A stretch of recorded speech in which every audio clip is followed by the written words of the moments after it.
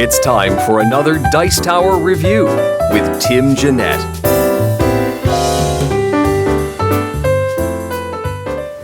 Hey everyone, this is Tim Jennette, the Metal Meeple, and in this video we're taking a look at Shadow Throne.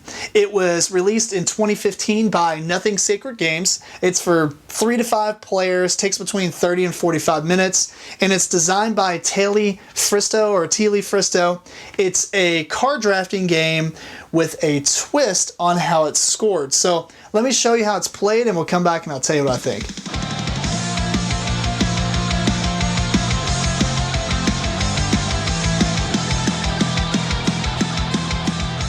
Shadow Throne is a drafting game, so we got a ton of cards here, we've got a bunch of tokens, and we have this unique power track. And essentially, you're trying to play cards and receive influence from whatever faction you think is going to win, and whoever gets 15 influence or more will be the winner. So let's go over a little bit more in detail. Each player is going to start with 3 gold, which you use to play cards. The first phase, there's 3 phases. The first phase is a drafting phase, in which you're going to get 6 cards. You're going to choose one, put it face down, pass them to your left, you'll get new cards. You keep doing that, you do it 6 times, you have your new hand of cards. And so you kind of want a variety of the colors. In this case we happen to have 2 of each, but that was just coincidental. I apologize, my cards are sleeved so there might be some glare, but there's 3 factions, by the way. You've got the blue faction, which is the rebels, the yellow faction, which is the church, and then the empire, which is red. They all have a little faction symbol at the bottom left.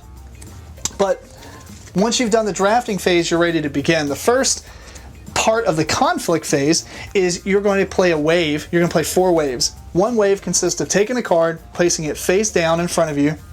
Everybody's going to do this, and then everybody at the same time is going to reveal their choice. The first thing you're going to do is either pay money or receive money. This character is going to give you 1 gold. Let me show you. There's negative gold. So the more gold they give you, those are kind of the weaker guys, but if they cost a lot, they're the more useful characters with special abilities and things like that. Anyway, once you've played a card, the second thing you're going to do after you get your money is you're going to play their special actions. So let's go to this character. Some characters are going to have special actions down here. They have a little star next to it.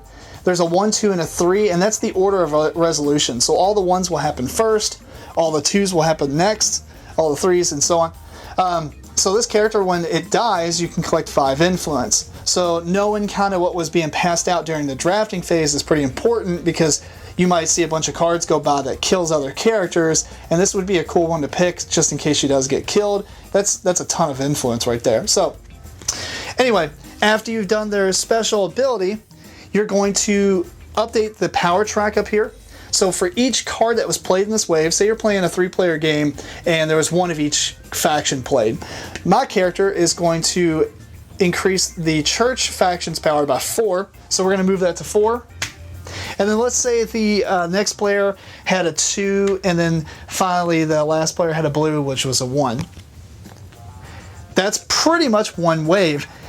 After that, you're going to play another card from your hand, face down, and do the same thing. So we'd flip this up, we'd get a gold, and it would add 1 to the blue power on the track here. And then say another player and somebody else played yellow and got a bunch of stuff.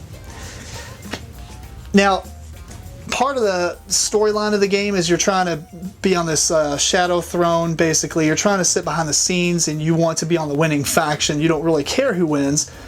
So you don't want to make yourself too obvious, meaning that anytime you play a color next to a color, so if I had played blue previously and I played another blue, I have to pay hush money, which would be $1. So in this case, this character would cost 3, but then +1, not because of this +1, but just +1 because there's a blue card that I played last. Other than that, you can just play whatever you want as long as you have the money. If you don't have the money or your character was illegal for you to play, you simply turn it face down and you take $1. Once 4 cards have been played, each one being a wave, that's going to end the conflict phase, and you're going to move on to the next phase, which is a resolution, I believe. And in this phase, you're going to fully tally up the winners of each faction. Let's just say that's how it ended up. And then in this case, yellow has won this battle.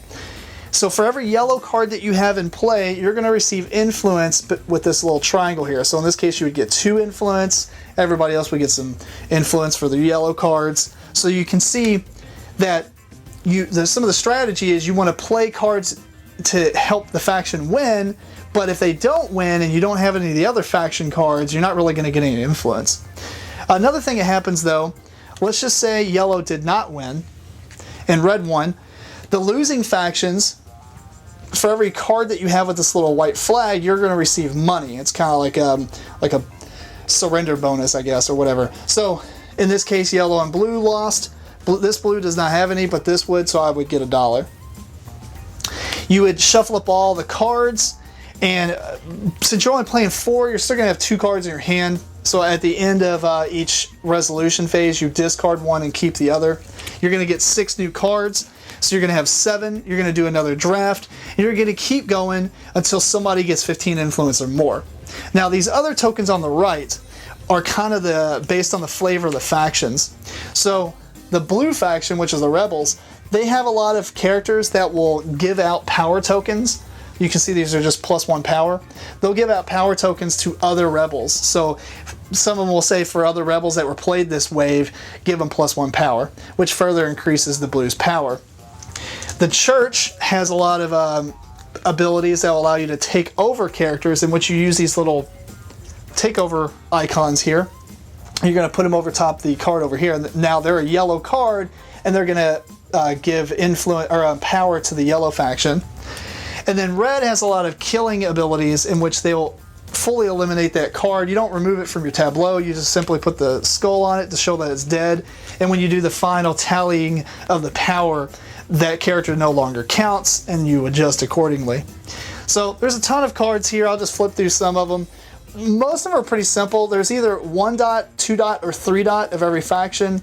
The ones are like your common guys who just are basically there to give you money. They usually never give you influence, or maybe they'll give you 1. The next is the elite. They're 2 dots. They have like a special power. They usually add some influence and stuff. And then you have the more powerful characters, which are the nobles. And the nobles have some of the coolest abilities, I think, and they give you the most influence. And I think the middle of the road will give you some influence. So I don't know. I haven't really sat down and broke down this deck, but just to show you some of the cards, some of their special abilities and such. It's pretty cool. Anyway, you just keep going until somebody has 15 influence, and they are declared the winner. So there we go. That's Shadow Throne. Now, the first couple of times I played this game, I actually did not enjoy it. The more I thought about it outside of the game and dissected it in my own mind, I was like, man, this game is actually pretty good. And what did it for me is the fact that, one, you have to know the cards. You don't have to know every card, but you have to have an idea of what's available and what can happen.